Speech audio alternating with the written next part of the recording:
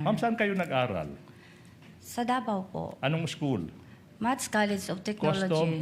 Customs Administration. Opo, Your Honor. Did you take a licensure exam? Wala, Your Honor. Okay now.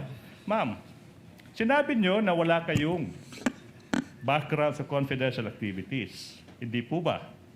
Confidential operation po, Your Honor. Confidential operations. Yung tanong is, ba't kaya kayo kung alam mo lang ha?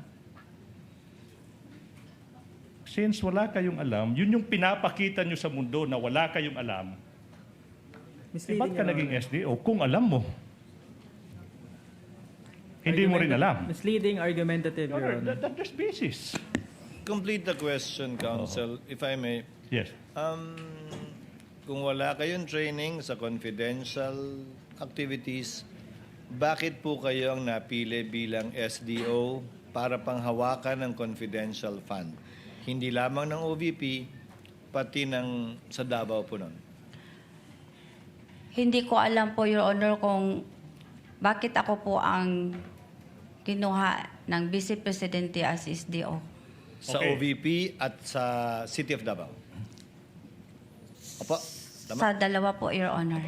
I will ask this question, Your Honor, and there's basis. Hindi po ba naging SDO ka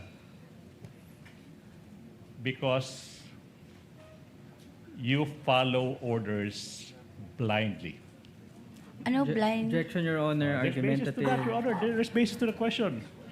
It's argumentative, Your Honor. Naging SDO ka, Reform Council, it is naging SDO argumentative. ka kasi sinusunod mo lang lahat ng utos sa'yo.